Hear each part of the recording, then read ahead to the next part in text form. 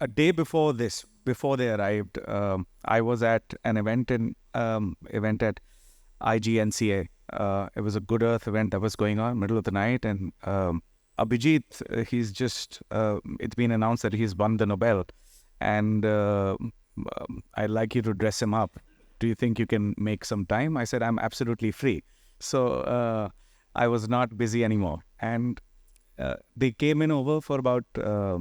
I told him I'll need about a couple of hours. I just can't on a whim dress him up. I'd like to spend some time with him if you can. And luckily they did.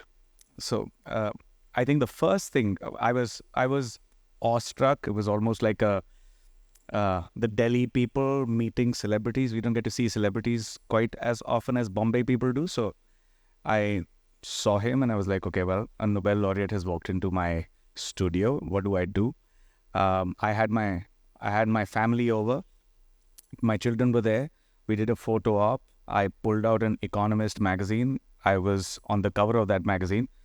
And as a joke, I cracked with Abhijit, listen, the only way you can top this, because I was on the cover of the Economist magazine. I said, you're the Economist, but I'm on the cover. The way we can reverse this is you need to be on the cover of GQ. Uh, that hasn't happened yet, but we shall make that happen, hopefully sometime soon. There was a brief. There were two options. One was a tailcoat, and the other one was a national dress, sort of one of their own cultural dress. And we decided to go with the cultural dress. And I recommended a bangala with a trouser. We fitted him for that, and he left.